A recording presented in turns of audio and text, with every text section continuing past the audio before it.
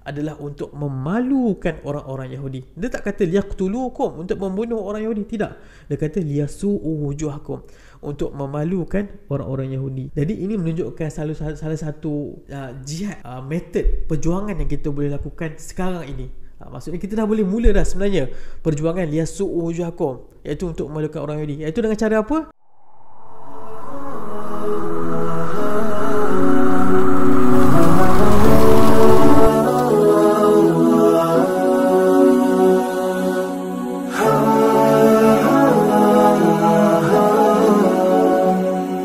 Assalamualaikum. Alhamdulillah kita telah sampai ke episod yang terakhir dalam siri Kembara 30. Alhamdulillah kita telah sampai ke episod yang ke-30.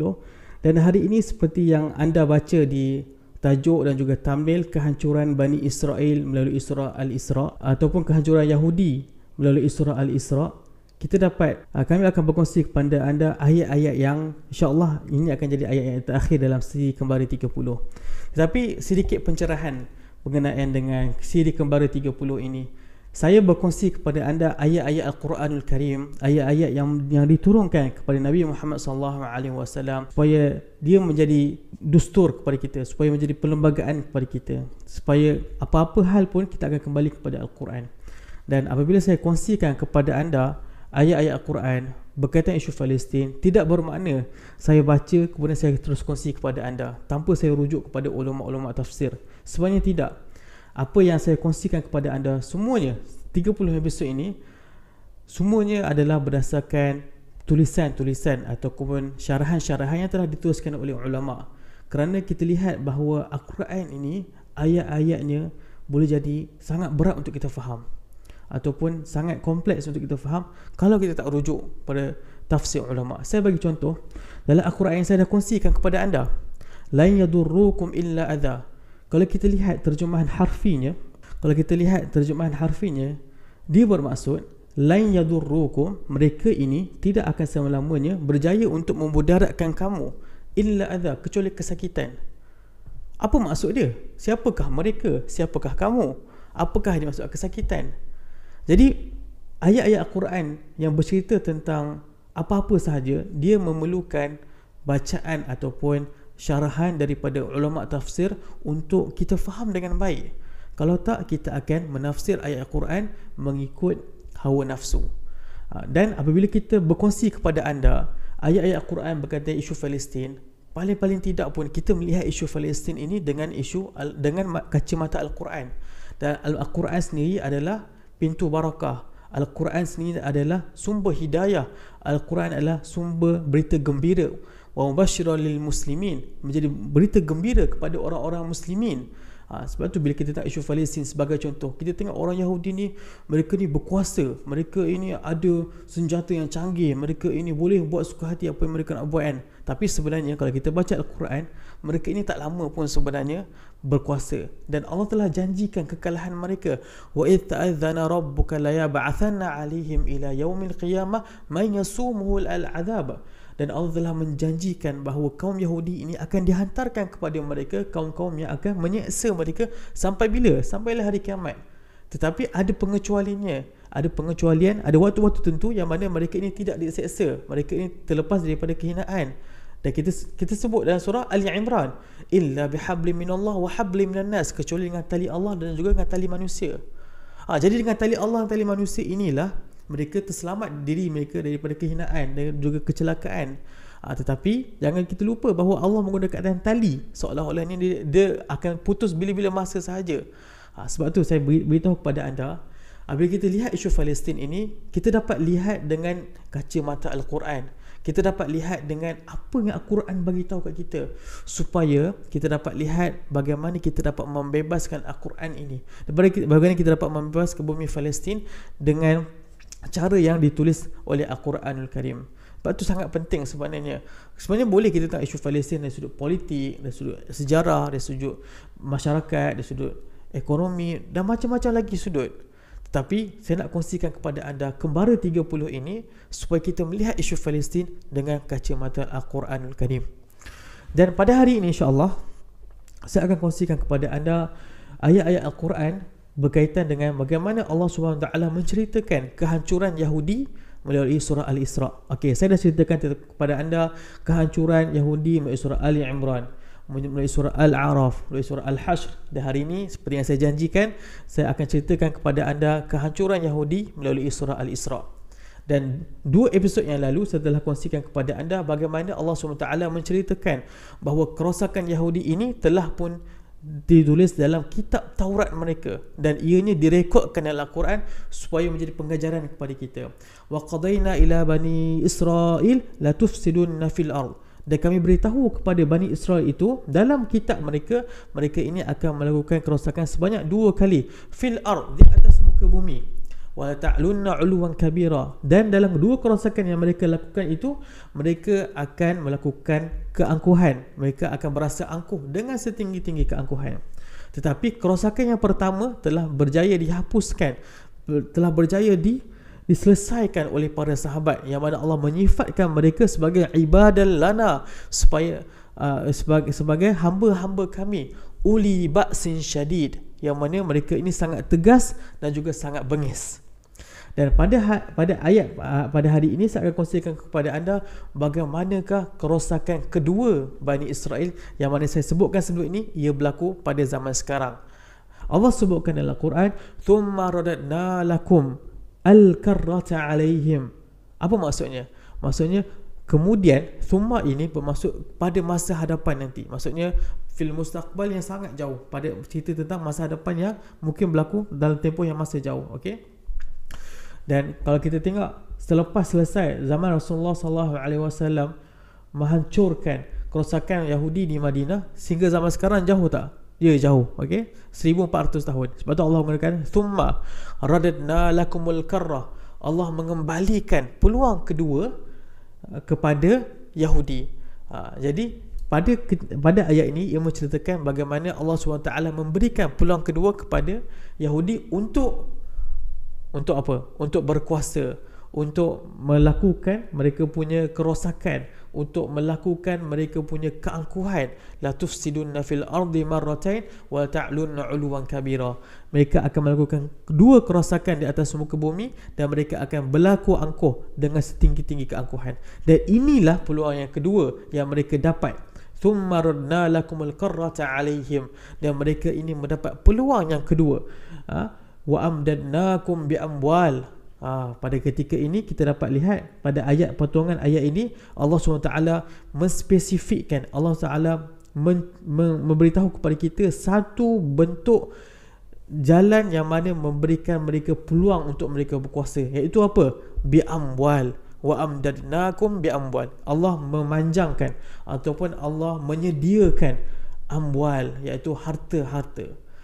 Dan kalau kita lihat daripada awal penjajahan Zionis ke atas Palestin, orang-orang Yahudi ini tidak putus-putus mendapat bantuan daripada orang-orang luar ataupun orang Yahudi sendiri, yang mana mereka ni adalah orang-orang kaya. Dan kalau kita lihat pun, orang-orang Yahudi ini di negara-negara Eropah, mereka ini memang memegang perniagaan bank. Mereka ini dimudahkan oleh Allah SWT untuk memiliki wang yang banyak. Jadi daripada awal lagi penjajahan Zionis, mereka bertapak di atas muka bumi Palestin. Walaupun dengan bantuan British, mereka ini salah satu kuasa yang mereka ada, salah satu kelebihan yang mereka ada, iaitu dengan harta. Daripada awal penjajahan sampailah ke hari ini, wa amdannakum bi amwal, daripada awal penjajahan dengan British, kemudian tidak lama kemudian lepas Perang Dunia yang kedua, negara-negara Eropah, kemudian dengan Amerika Syarikat, dan sampai hari ini kita lihat dengan Amerika Syarikat sendiri berbilion US dollar diberikan kepada orang Yahudi. Benda ini bukan rahsia lagi. Tulis saja di Google, tulis saja di mana-mana carian di internet, anda akan dapat lihat bagaimana bantuan yang Yahudi terima daripada US dan juga negara-negara banyak, negara-negara barat sangat banyak. Kadang-kadang tak terfikir akal, apa untungnya Amerika Syarikat, apa untungnya rakyat Amerika Syarikat yang terdiri daripada orang Kristian, orang Islam dan juga agama-agama lain. Apa untungnya? Tetapi kita lihat di sini bagaimana ini adalah aturan Allah Subhanahu Wa Taala. Allah menyediakan musuh-musuh umat Islam supaya umat Islam bersedia untuk melawannya dengan kesiapan persediaan yang secukupnya. Jadi salah satu kelebihan yang orang Yahudi ada adalah dengan harta. Kemudian yang kedua apa? Waja'alnakum wa banina bi amdannakum bi amwal wa banin, dan juga dengan anak pinak. Kalau kita lihat bagaimana Allah Subhanahu Wa Taala menjaga keturunan orang Yahudi. Kalau kita lihat keturunan ataupun bangsa-bangsa lain mungkin telah hancur. Kaum Thamud, di manakah kaum Thamud hari ini? Di manakah kaum Ad? Di manakah kaum Kanaan? Di manakah kaum Yabus? Mungkinlah dah tukar nama sebagai Palestin, sebagai nama-nama bangsa yang lain. Tapi kalau kita lihat orang Yahudi ni, keturunan mereka dijaga walaupun mereka ini berpisah-pisah di atas muka bumi. Wa qatta'nahum fil ardi umama, Allah sebut dalam Quran. Dan Yahudi ini mereka berpisah-pisah di atas muka bumi. Tetapi kita lihat bagaimana keturunan Yahudi ini tetap wujud ke atas muka bumi. Walaupun tempat-tempat yang mereka tinggal tersebut, mereka ini dipukul, mereka ini diseksa, ditindas sebagainya, keturunan mereka tetap dijaga. Kemudian nak cerita dia macam mana ini menyumbang kepada kerosakan kedua Bani Israel di atas muka bumi Palestin. Mereka ini dimudahkan untuk berhijrah ke atas bumi Palestin. Kalau kita lihat daripada awal penjajahan lagi, bumi Palestin, mereka ini penghijrahan berlaku secara besar-besaran. Kali pertama berlaku sebanyak berapa puluh ribu. Kali pertama pada tahun 1903, 28,000. Kemudian lepas 14 tahun kemudian 40,000. Kemudian lepas perjanjian Balfour 30,000. Kemudian pada tahun 1931 78,000. Kemudian pada tahun 1939 225,000. Kemudian pada tahun 1948 118,000. Nak cerita kat sini bagaimana Allah SWT memudahkan penghijrahan anak-anak Yahudi ini untuk ke bumi Palestin. Wa amdannakum bi amwal, dan kami mudahkan, kami berikan kepada kamu harta. Yang kedua, wa banin, dengan anak-anak, dengan ramainya anak pinak. Kata Syekh Sulaiman Al-Ashqar, kata tidak pernah berlaku dalam sejarah Yahudi penghijrahan sebesar ini. Bilangan sangat ramai tiba di bumi Palestin. Kemudian yang terakhir sekali, yang mana menjadi sumber kekuatan ataupun kelebihan orang Yahudi ini untuk mereka lakukan kerosakan adalah waja'alnakum aktsara nafira, dan Allah memberikan kepada mereka aktsara nafira, ramainya pasukan-pasukan ataupun pihak-pihak menjadi sekutu kepada mereka, pihak-pihak yang membantu mereka. Dan seperti mana yang kita tahu bahawa British adalah orang yang pertama ataupun pihak yang pertama yang memberikan bantuan yang banyak kepada orang Yahudi. Mereka lah yang membenarkan orang Yahudi untuk datang ke Palestin. Mereka yang menyediakan harta, mereka yang menyediakan senjata untuk tembak orang Palestin, mereka yang menyediakan kapal-kapal, mereka lah segala-galanya.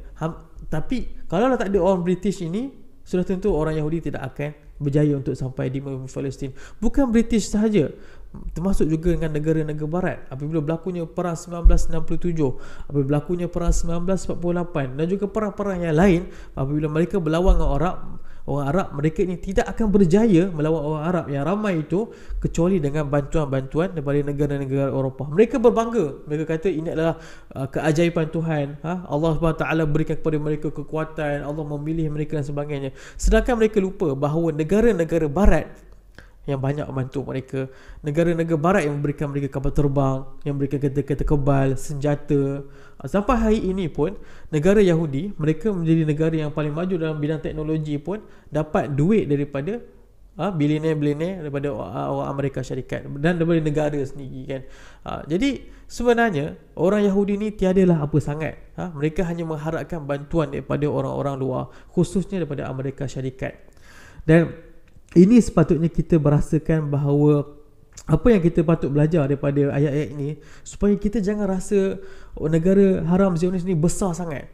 Jangan kita rasa bahawa mereka ni hebat sangat. Jangan kita rasa bahawa mereka ni tidak boleh dikalahkan. Saya sebutkan sebab ini, illa bihablim minallah wa hablim minan nas. Yahudi ni mereka selamanya dalam keadaan kecelakaan disebabkan kemaksiatan mereka lakukan, kecuali tali Allah yang Allah berikan kepada mereka. Jadi ini adalah kerosakan kedua Bani Israel. Dan kita akan masuk pula pada kerosakan kedua Bani Israel yang bagaimana ia berjaya dihapuskan. Saya sebenarnya, sebelum saya nak sambung kepada ayat yang kedua, saya terpaksa cerita kepada anda secara ringkas. secara mudah difahami. Sebenarnya perbincangan tentang ayat ini dari sudut bahasa, dari sudut konteksnya, dari sudut teksnya sangat panjang sebenarnya, dan mungkin berjam-jam, dan banyak tesis-tesis telah ditulis, banyak jurnal-jurnal akademik universiti yang telah dikeluarkan tentang ayat-ayat ini, perbezaan ulama zaman dulu dan sekarang. Tetapi saya baca semua tersebut dan saya ringkaskan dan saya kongsikan kepada anda apa yang penting sahaja. Kemudian Allah sambung lagi pada ayat seterusnya, in ahsantum li anfusikum wa in asatum falaha. Apabila kamu melakukan kebaikan, maka kamu akan mendapat balasan kebaikan. Wa in asatum falaha. Apabila kamu melakukan kejahatan, kamu akan mendapat balasan kejahatan sepertinya itu. Maksudnya kat sini, kenapa ayat ini diturunkan kepada kisah-kisah Yahudi? Kita tengah cerita pasal Yahudi, kerosakan pertama, kerosakan kedua, apa semua kan. Tetapi Allah bagi satu kaedah yang mana ianya digunakan oleh semua manusia, Islam ke tak Islam ke. Kalau buat baik, kita akan dapat balasan baik. Kalau buat jahat, kita akan dapat balasan jahat. Allah cerita kat sini bahawa Allah Maha Adil. Apabila Allah menghukum Yahudi, mereka ini akan dihapuskan, mereka ini akan dihukum, diseksa. Bukannya Allah saja-saja buat perkara tersebut. Allah melakukan perkara tersebut sebab kejahatan yang dilakukan oleh orang Yahudi sendiri. Dan in ahsantum li anfusikum wa in asatum falaha. Apabila kamu buat baik, kamu akan dapat balasan baik. Apabila kamu buat jahat, kamu akan dapat balasan jahat. Siapa contoh dia? Orang Yahudi lah contoh dia. Sebab tu ada kata-kata yang mengatakan bahawa kat dunia ni tak ada apa yang useless, tak ada apa yang tak berguna. Kalau orang tu baik, dia akan jadi orang yang bermanfaat kepada masyarakat, dia akan menjadi contoh baik kepada orang lain. Tapi kalau orang tu jahat, apa kebaikan dia? Dia akan menjadi contoh kepada orang-orang lain, supaya nak tunjuk inilah model jahat yang kita tak nak jadi.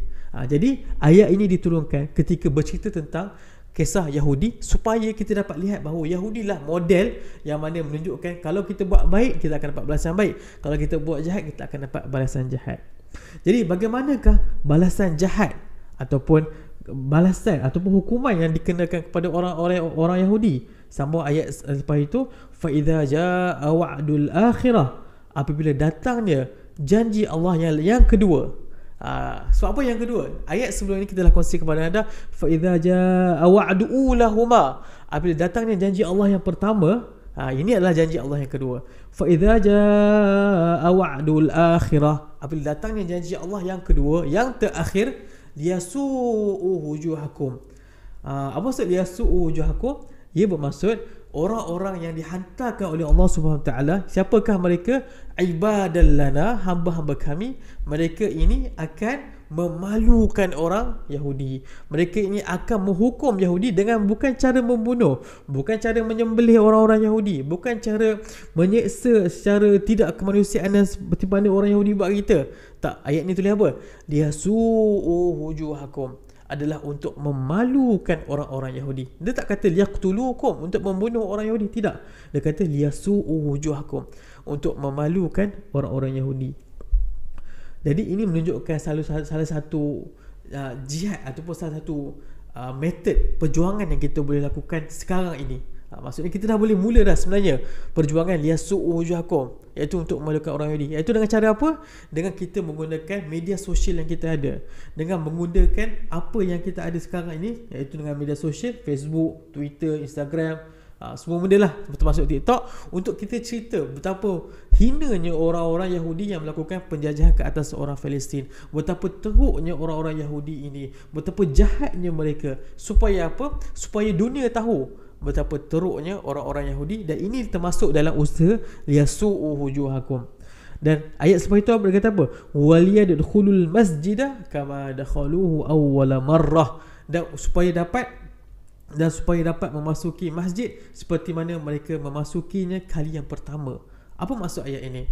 Maksud ayat ini adalah dia nak menunjukkan bagaimana umat Islam ketika mana mereka ini datang untuk menghapuskan kerosakan kedua Bani Israel, iaitu dengan liyasu'u wujuhakum, memalukan orang Yahudi, dan mereka ini akan membebaskan bumi orang Islam. Walaupun ayat ini disebutkan liyadkhulul masjidah kama dakhalu awwala marrah, walaupun ayat ini disebutkan mereka ini akan masuk Masjid Al-Aqsa seperti masuknya kali pertama, Tetapi masuknya Masjid Al-Aqsa ini adalah simbolik sahaja kepada pembebasan Palestin secara keseluruhannya. Dan jangan kita katakan bahawa masuk Masjid Al-Aqsa ini dengan perjanjian orang-orang Yahudi, dengan pasport orang Yahudi, dengan izin orang-orang Yahudi. Kalau kita masuk dengan izin orang Yahudi, kita tak masuk dalam kategori yasu'u wujuhakum yang disebutkan sebelum itu. Kan sebelum itu disebut untuk memalukan orang Yahudi. Tetapi bila kita masuk Masjid Al-Aqsa dengan minta izin pada orang Yahudi, dengan mengikut syarat yang ditetapkan oleh orang Yahudi, dengan pasport yang dicop oleh orang Yahudi, kita bukannya memalukan orang-orang Yahudi. Bukan kita tak buat pun yasu'u wujuhakum. Kita memalukan diri kita sebenarnya. Kita menuntut, kita mengemis kebenaran masjid yang merupakan milik umat Islam. Ini bukannya termasuk dalam erti kata liyadkhul masjidah kama dakhul awwal marrah. Yang dimasukkan liyadkhul masjidah kama awwal marrah itu adalah seperti mana zaman Umar Al-Khattab membebaskan Palestin, membebaskan Masjid Al-Aqsa, Baitul Maqdis daripada siapa? Daripada penjajah Rom Byzantine. Dengan cara bagaimana? Dengan cara berperang, dengan cara, ada yang kata ini adalah secara sulhan, secara perjanjian. Tapi kita jangan lupa, sebelum perjanjian itu berlakunya peperangan sebanyak berbulan-bulan, sehingga tentera Rom dah tak ada kekuatan dah. Mereka dah tak ada kelebihan dah. Nak berperang tak larat, nak bertahan lagi dah makanan tak ada. Maka mereka terpaksa menyerah kalah. Jadi kita jangan lupa bahawa maksud daripada ayat ini adalah kita masuk ke dalam Masjid Al-Aqsa membebaskannya, bukannya sebagai pelancong. Al-Aqsa yang tadhirukum fatihan la sa'ihan. Masjid Al-Aqsa menunggu anda sebagai pembebas, bukannya sebagai sa'ih, sebagai pelancong. Waltabbiru ma'alau tatbira, dan akan menghancurkan sehancur-hancurnya keangkuhan mereka. Kita akan memalukan mereka, kita akan meruntuhkan segala mereka punya keangkuhan, mereka punya kesombongan. Ini tak termasuklah dalam menghancurkan bangunan mereka. Sebab kalau Palestin dah bebas, bangunan infrastruktur tu dah ada, benda tu tak bersalah pun. Yang bersalah adalah orang yang menggunakannya. Jadi kenapa kita nak hancurkan bangunan-bangunan tinggi? Kenapa kita nak hancurkan senjata yang dah ada? Kalau kita boleh gunakan. Jadi yang dia maksudkan di sini adalah untuk menghancurkan ma'alau, ketinggian mereka, maksudnya kesombongan mereka, seperti yang dengan sehancur-hancurnya. Maksudnya orang Yahudi dah tak boleh nak berkuasa dah. Jadi inilah ayat yang menceritakan tentang masa hadapan pembebasan Palestin, ataupun dengan yang lain, dengan ayat yang lain, ayat ini menceritakan bagaimana kehancuran sehancur-hancurnya kerosakan Bani Israel. Dan untuk pengetahuan anda, antara buku yang saya rujuk dalam Kembara 30 ni adalah sebuah buku yang bernama Walitabbiru ma'alau tatbira, supaya dapat menghancurkan keangkuhan Yahudi sehancur-hancurnya. Buku tu setebal 500 buku surat, dan buku itulah menjadi antara rujukan yang saya kongsikan kepada anda dalam siri Kembara 30. Saya rasa setakat ini sahaja perkongsian kita pada bulan Ramadan yang mulia ini. Saya mendoakan anda semua diberikan keberkatan oleh Allah Subhanahu Wa Taala. Saya memohon maaf segala kesilapan, segala kekurangan saya, dan saya juga berharaplah ilmu yang saya kongsikan kepada anda ini bermanfaat untuk saya dan juga bermanfaat untuk anda semua. Jangan lupa subscribe, bantu channel kami ini untuk disebarluaskan lagi kepada lebih ramai pihak. Kita jumpa lagi insya-Allah di video-video akan datang. Selamat Hari Raya, maaf zahir dan batin. Assalamualaikum warahmatullahi wabarakatuh.